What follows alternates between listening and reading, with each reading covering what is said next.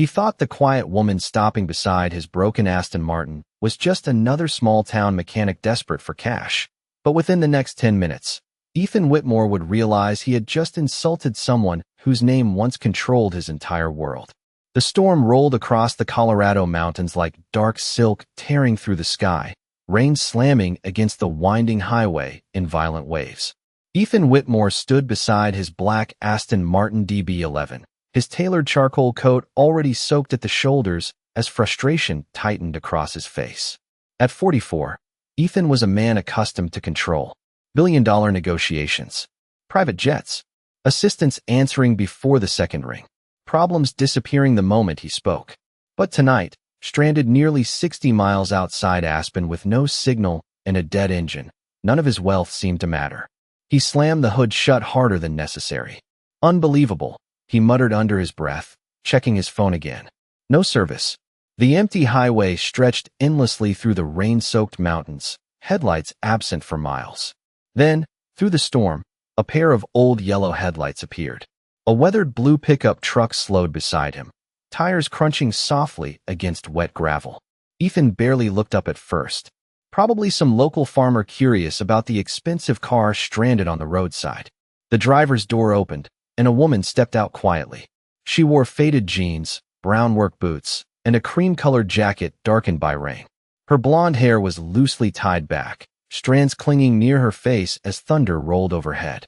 She couldn't have looked more ordinary if she tried, but there was something unsettling about how calm she seemed.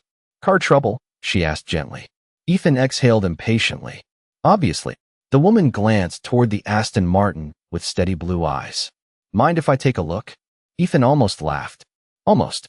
Instead, he gave her a quick once-over, his expression tightening with polite disbelief. "It's not exactly a pickup truck engine." Her face didn't change. Engines are engines.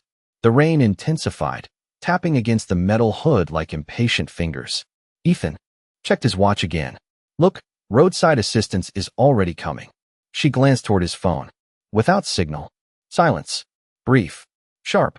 Ethan hated that she had a point. The woman stepped closer to the car, moving with the quiet confidence of someone completely unaffected by his status, his expensive watch, or the irritation dripping from his voice. "Open the hood," she said softly. Ethan hesitated before finally pulling the latch. She leaned over the engine bay, sleeves damp with rainwater, fingers moving carefully between cables and components while Ethan stood beside her, increasingly annoyed by how comfortable she looked touching a car worth more than most houses in town. "You actually know what you're doing?" he asked. "Enough," she replied calmly. Her hands paused briefly beneath the hood, and lightning flashed across the mountains behind them. That was when Ethan noticed the ring on her finger for the very first time. A silver band. Elegant. Old-fashioned. And engraved with a symbol that made something cold shift quietly in the pit of his stomach. The symbol etched into the silver ring was impossible to mistake. Ethan Whitmore felt his pulse stumble as rainwater slid down the side of his face, his eyes locked on the small engraving hidden beneath the woman's fingers. The crest was subtle, almost invisible unless someone knew exactly what to look for.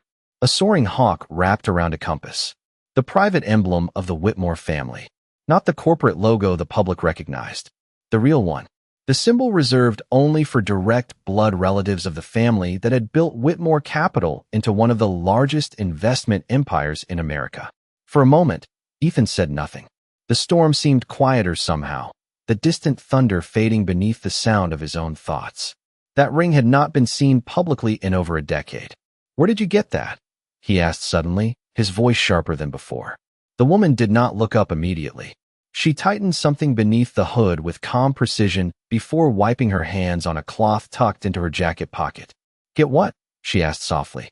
Ethan pointed toward her hand. The ring. Her eyes dropped briefly to the silver band before returning to the engine. "It was my father's." Ethan stared at her. Something about the answer unsettled him more than it should have. Most people reacted when they heard the Whitmore name. Admiration, curiosity, nervousness. This woman spoke about it with complete indifference, as if the name carried no weight at all. "You know what that symbol means?" he asked carefully. Finally, she looked at him fully. Her blue eyes were steady, unreadable beneath the rain. "Yes," she said. "I do." Silence settled heavily between them. Ethan suddenly became aware of every dismissive word he had spoken since she arrived. Every glance, every assumption. But that was impossible. Clara Whitmore had disappeared 12 years ago. The entire business world knew the story. The youngest daughter of Charles Whitmore vanished from public life only months after the old billionaire died unexpectedly. Rumors exploded afterward. Some claimed she had walked away from the family fortune. Others believed she had suffered a breakdown after the legal battles surrounding the estate. A few tabloids even suggested she was dead. Ethan himself had met her only once at a charity gala nearly 15 years earlier. She had been elegant then, sophisticated, surrounded by politicians, executives, and cameras, not standing in the rain beside an empty mountain highway with grease on her hands and mud on her boots. "What is your name?" Ethan asked slowly. The woman closed the hood gently. The engine hummed smoothly now, steady and alive beneath the storm. She stepped back from the car. "Clara Bennett," she replied. Bennett, not Whitmore. Yet the second she said Clara, Ethan felt the truth hit him with cold certainty. The eyes, the calm voice, the way she carried herself without needing approval from anyone around her. He had seen those same qualities years ago in Charles Whitmore himself. Ethan suddenly remembered an article from years earlier describing Clara as the daughter who hated publicity, the one who spent more time fixing old motorcycles with her father than attending Manhattan fundraisers. He had laughed about it at the time. Now he was standing in front of her, drenched in rain, realizing he had mistaken one of the wealthiest women in America for a roadside mechanic. Clara picked up her toolbox quietly and turned toward her old pickup truck. "Your engine should get you another 100 miles at least," she said calmly. Ethan opened his mouth, but for the first time in years, the billionaire who always had the perfect response could not seem to find a single word. Clara Bennett should have been impossible to find. That was the thought echoing through Ethan Whitmore's mind as he stood motionless beside the quietly humming Aston Martin, rainwater dripping from his sleeves onto the dark pavement below. For 12 years, the financial world had treated Clara Whitmore like a ghost story whispered behind closed boardroom doors. Analysts speculated. Journalists invented theories. Investors searched for hidden meaning in her disappearance after Charles Whitmore's death. But nobody actually knew what had happened to her. And now she was standing less than 10 feet away, loading a rusted toolbox into the back of an old pickup truck as if she had never once belonged to one of the richest families in America.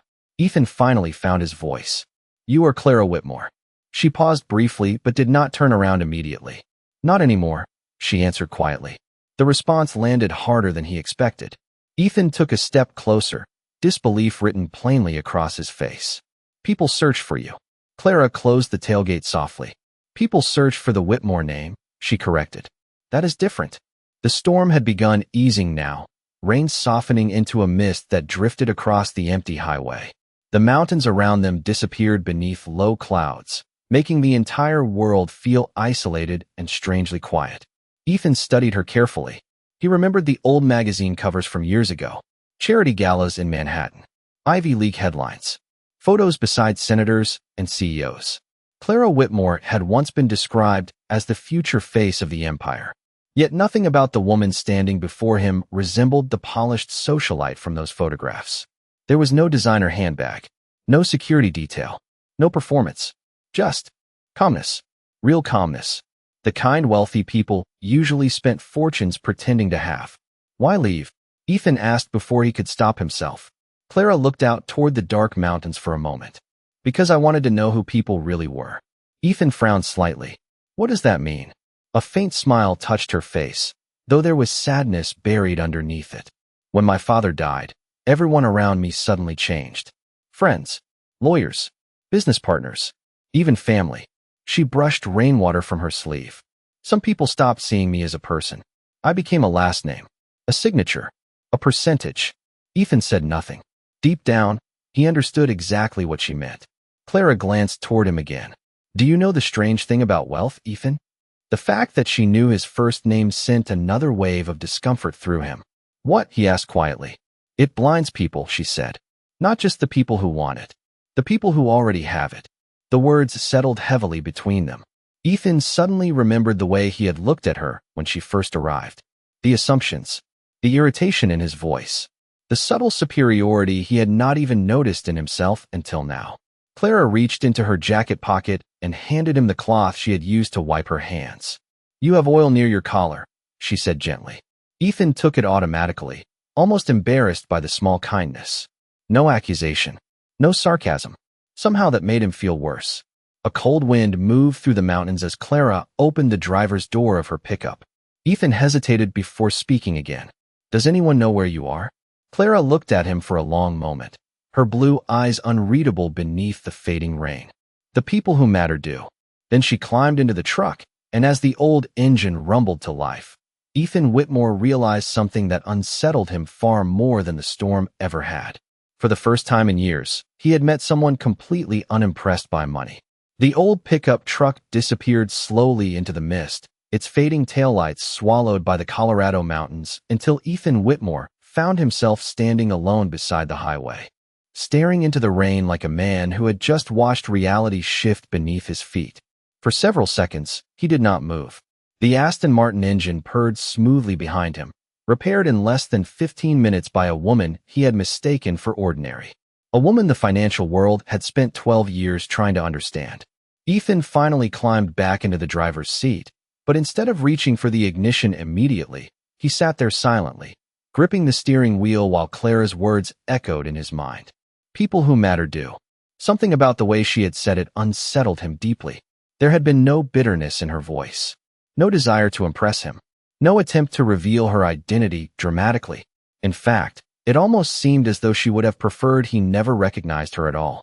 Ethan leaned back against the leather seat and stared through the rain-covered windshield. Then suddenly, another memory surfaced. Charles Whitmore. Ethan had met the billionaire dozens of times before his death. The man had once told him something during a private dinner in Manhattan nearly 20 years earlier. "The dangerous thing about wealth," Charles had said while adjusting the cuff of his navy suit, "is that eventually people stop telling you the truth." At the time, Ethan had laughed politely, assuming it was just another philosophical remark from an aging billionaire. Now, sitting alone in the mountains, he realized Clara had inherited far more from her father than money. She had inherited his ability to see through people. Ethan started the engine and slowly pulled back onto the highway, but his thoughts remained fixed on the woman in the pickup truck. He replayed every moment of their conversation, the way she had calmly ignored his arrogance, the quiet confidence in her movements, the complete absence of any need to prove herself. He hated admitting it, but he had spent years surrounded by people desperate for approval. Executives, investors, politicians, even friends. Everyone wanted something from him. Respect, access, influence. But Clara Bennett had looked at him the way someone might look at any stranger stranded on the side of the road. Nothing more.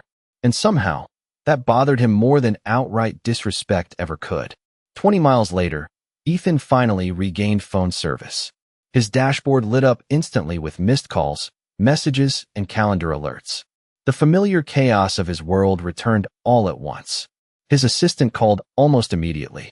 "Mr. Whitmore, thank God. We lost your location nearly an hour ago. Security has been trying to reach you." Ethan kept his eyes on the wet highway ahead. "I am fine." "Did roadside assistance arrive?" she asked quickly. Ethan hesitated. "Something like that." There was a pause. "Sir, tomorrow's investor meeting has been moved to 9 o'clock. Also, there is one more thing." "What?" "The board received another inquiry this morning about Clara Whitmore." Ethan's grip tightened slightly on the steering wheel. "From who?" "A private banking group in Zurich. They are asking whether rumors about her being alive are true."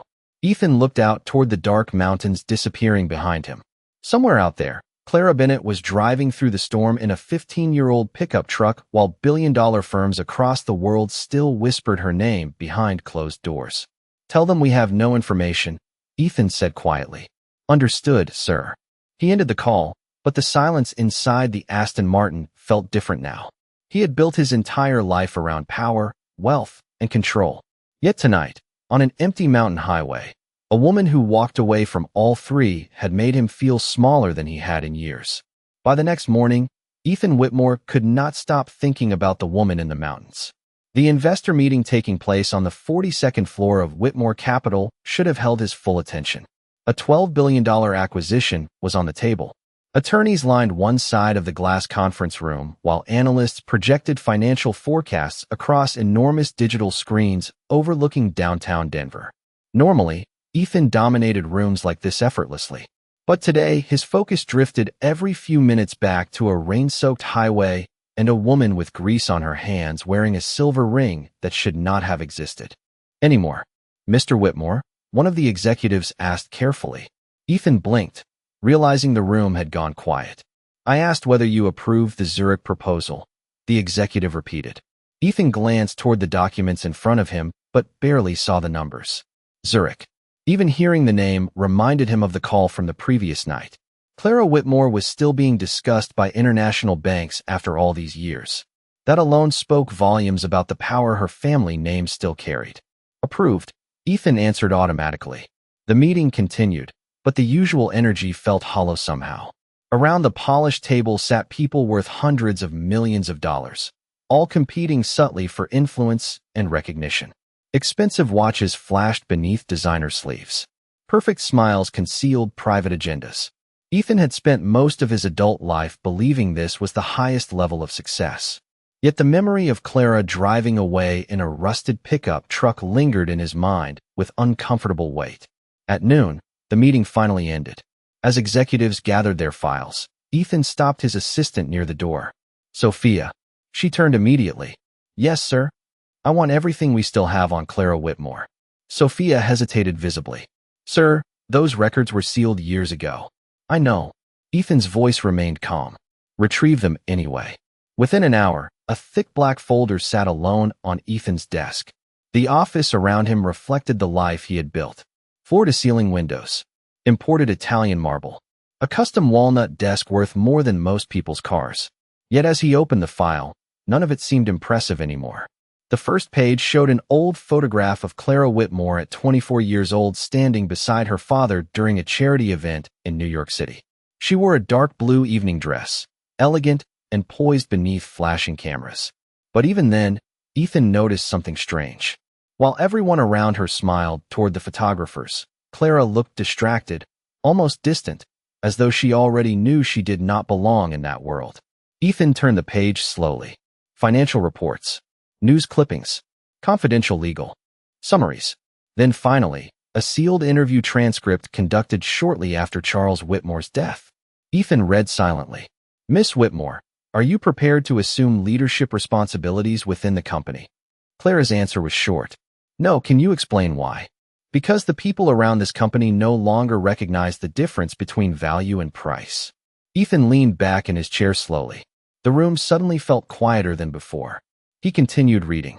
Several board members at the time had described Clara as emotional, irrational, and uncooperative after refusing a major inheritance restructuring plan. Others claimed she abandoned her responsibilities entirely. But buried near the end of the file was a handwritten note from Charles Whitmore himself dated only 3 months before his death. Ethan stared at the words for several long seconds. If Clara ever walks away from this empire, the old billionaire had written, it will not be because she is weak. It will be because she saw something the rest of us were too blind to understand. Ethan closed the folder slowly. For the first time in years, the billionaire who had spent his entire life chasing power began to wonder whether the woman everyone called missing had actually escaped. 3 days later, Ethan Whitmore found himself driving back toward the Colorado mountains for reasons he could no longer fully explain to himself. He had canceled 2 private meetings, postponed a dinner with international investors, and ignored repeated calls from board members asking about the Zurich negotiations. None of that made sense for a man whose schedule had been controlled down to the minute for nearly 20 years. Yet ever since reading Charles Whitmore's handwritten note, something inside him had shifted.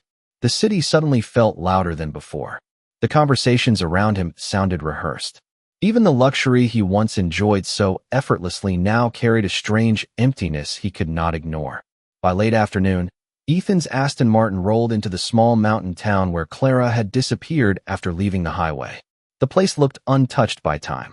Snow still clung to the distant peaks, while narrow streets wound between old brick buildings and locally owned shops with faded wooden signs.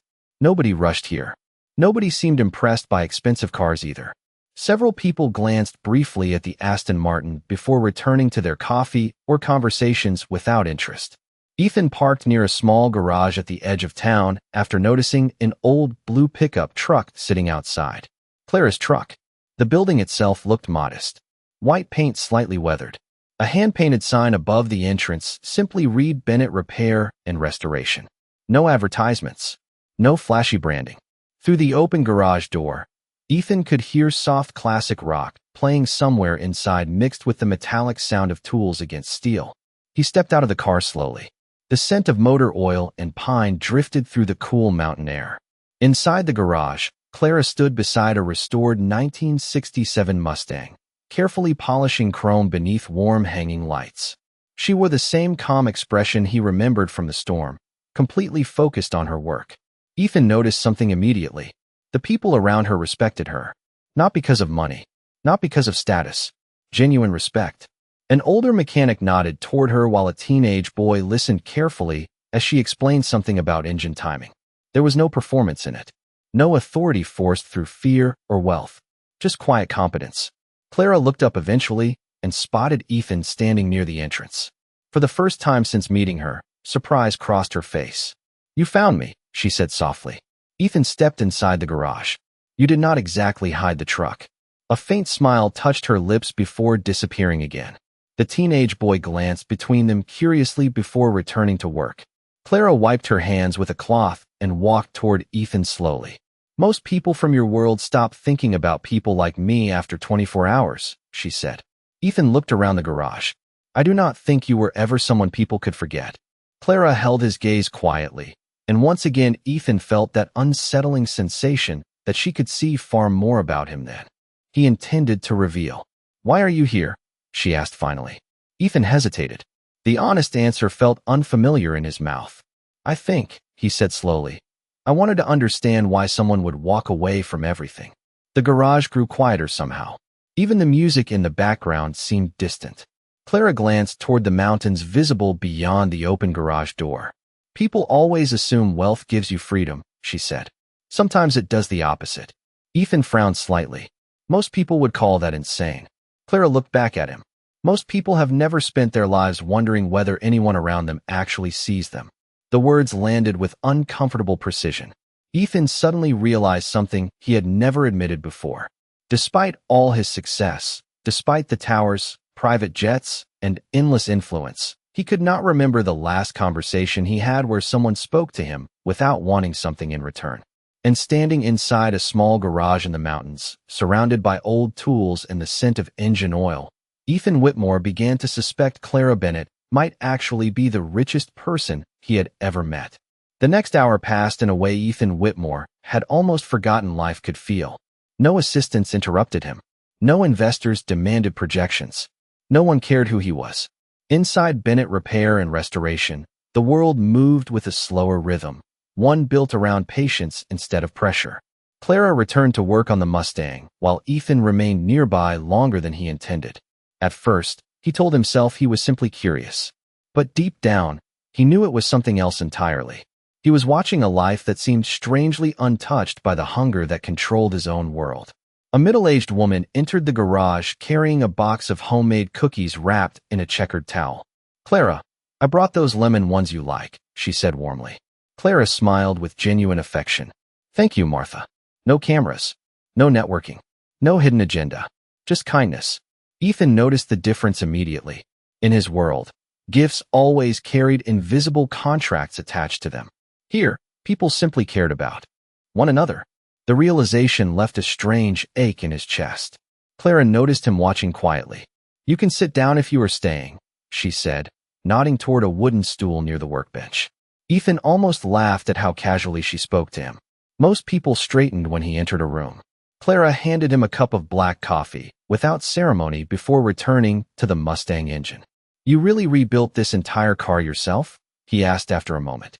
"Mostly," Clara answered. The transmission fought back a little. Ethan glanced around the garage again. Old photographs lined one wall. Classic cars. Mountain roads. Community barbecues. Children smiling beside restored trucks. In every photo, Clara appeared relaxed in a way Ethan had never seen in Manhattan society. Do they know who you are? He asked quietly. Clara paused briefly before tightening a bolt beneath the hood. Some do, and they do not care. That finally made her look at him directly. Why would they? Ethan opened his mouth, then stopped. Because in his world, people always cared. Names mattered. Wealth mattered. Status shaped every conversation before it even began. But standing here now, Ethan realized how exhausting that truly was. A teenage boy named Caleb approached nervously holding a wrench. Miss Bennett, I still cannot get the timing right on the Ford. Clara walked over beside him immediately. Her voice softened as she explained the adjustment patiently, guiding him step by step without making him feel foolish for asking. Ethan watched silently. She never talked down to anyone. Not the teenager. Not the older mechanics. Not even him after the way he treated her on the highway. That kind of restraint required strength far beyond money. Caleb eventually smiled proudly as the engine started correctly. You got it, Clara said warmly. The teenager grinned before returning to work. Ethan shook his head slightly. You could have run Whitmore Capital someday. Clara wiped her hands slowly. And spend my life trapped in conference rooms arguing over numbers on screens. It is more important than that. Clara studied him carefully. Is it? The question hung in the air. Ethan suddenly realized he did not have an answer ready. Clara stepped closer, her expression calm but thoughtful. Do you know what my father used to tell me? She asked softly. Ethan shook his head. He said money is useful for solving problems. But once people start using it to measure human worth, everything breaks. Ethan felt those words settle heavily somewhere deep inside him. Because the painful truth was that his entire world operated exactly that way. Clara glanced toward the mountains glowing gold beneath the late afternoon sun. Most wealthy people spend their whole lives trying to be important, she said quietly. My father spent his final years trying to learn how to be human again. The garage fell silent. Even the mechanics nearby seemed distant for a moment. And standing there with a cup of simple black coffee in his hand, Ethan Whitmore began to wonder whether success had slowly turned him into someone he no longer recognized. As the sun began disappearing behind the Colorado mountains, the garage slowly emptied until only the soft ticking of cooling engines remained.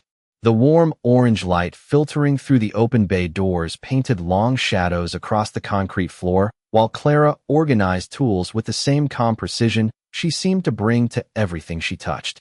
Ethan remained seated on the wooden stool longer than any billionaire with his schedule reasonably should have. Yet for the first time in years, he felt no urgency to leave. His phone had buzzed repeatedly in his pocket for nearly an hour. He ignored every call. Clara noticed eventually. Your world seems very determined to find you, she said quietly without looking up.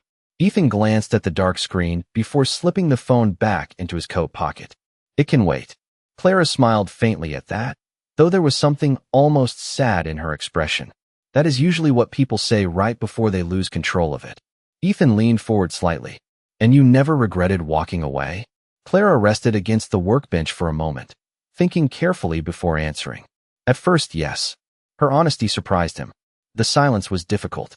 I had spent my whole life surrounded by noise, meetings, cameras, expectations. She glanced around the garage softly. When all of that disappeared, I did not know who I was anymore. Ethan listened quietly. Outside, cold evening wind moved through the pine trees lining the mountainside. So what changed? He asked. Clara looked toward the old pickup truck parked near the entrance. One winter after I left New York, my truck broke down outside a diner in Wyoming. A faint smile touched her lips. An older mechanic spent 3 hours fixing it in the snow. Ethan waited silently. When I tried to pay him, he refused. Why? Clara's eyes softened at the memory. He said, people help each other out around here. That is enough. The garage grew quiet again. Ethan lowered his eyes briefly. He could not remember the last time someone in his world had done anything without calculating personal gain attached to it. Clara continued organizing tools slowly. That mechanic had less money than almost anyone I knew growing up, she said. But somehow he carried more peace than most billionaires I have ever met. Ethan exhaled quietly. The truth in her words was impossible to deny. He thought about the executives in Manhattan constantly terrified of losing status. Investors chasing numbers large enough to impress people they secretly disliked. Entire rooms filled with wealthy individuals competing to appear successful while privately miserable. Clara looked at him carefully then. You are tired, Ethan. The observation caught him off guard. I am fine. No, she said gently. You are exhausted. Her voice carried no judgment. Somehow that made it worse. Ethan stared toward the mountains beyond the garage doors, unable to argue because deep down he knew she was right. He had spent decades chasing larger deals, larger buildings, larger victories. But every achievement only seemed to create another expectation waiting behind it. Another target, another pressure, another reason to keep running. Clara stepped closer, folding the cloth in her hands. People think power feels heavy because of responsibility, she said softly. But usually it feels heavy because people are terrified to lose it. Ethan finally looked at her directly. And you are not afraid anymore? Clara glanced down at the silver ring still resting on her finger. I lost everything the world told me mattered, she answered quietly. Then I discovered how little of it I actually needed. The room fell silent once more. Somewhere outside, wind carried through the mountains as the final light of day faded across the sky. And for the first time in a very long time, Ethan Whitmore felt something unfamiliar begin to crack beneath the polished surface of the life he had spent years building. The mountains were nearly dark by the time Ethan Whitmore finally stood to leave the garage. The cold evening air drifted through the open doors while soft yellow lights reflected across the polished curves of restored cars waiting silently inside Bennett Repair and Restoration. For a long moment, neither he nor Clara spoke. The silence between them no longer felt uncomfortable. It felt honest. Ethan slipped his phone from his pocket again. 23 missed calls. For urgent emails marked high priority.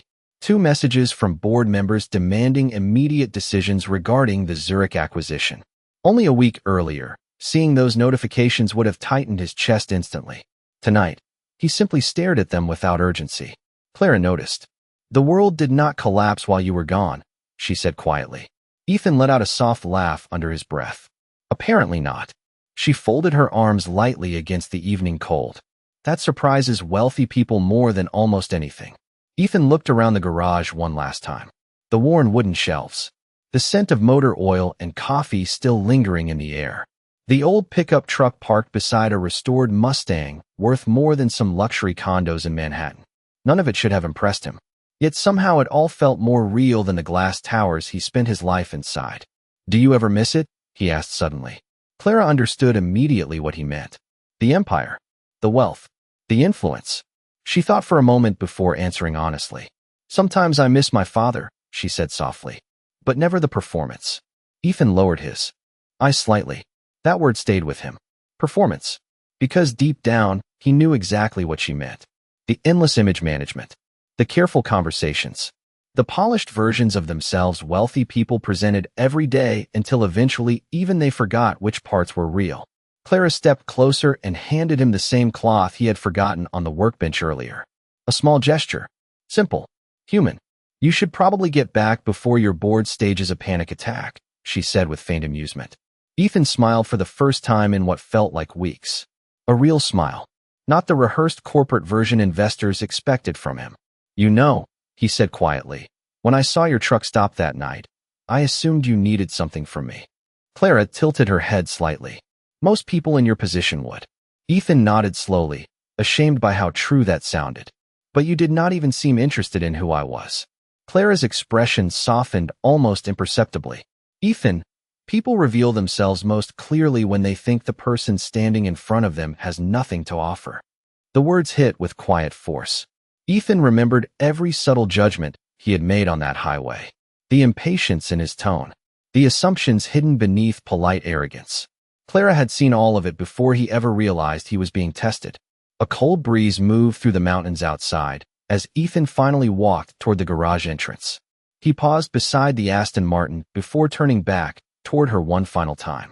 Do you think people can change? He asked. Clara looked at him steadily beneath the warm hanging lights. Only when they become honest about who they have been. The room fell silent after that. Ethan gave a small nod, then climbed into the car. As the engine started, he glanced once more through the windshield at the woman standing calmly inside the small mountain garage. No security, no spotlight, no desire to prove herself to anyone, yet somehow carrying more dignity than entire rooms filled with billionaires. And as Ethan Whitmore drove back toward the city lights glowing far beyond the mountains, he understood something that would stay with him for the rest of his life. Wealth could buy power, influence, and luxury, but respect given only to the powerful had never been respect at all.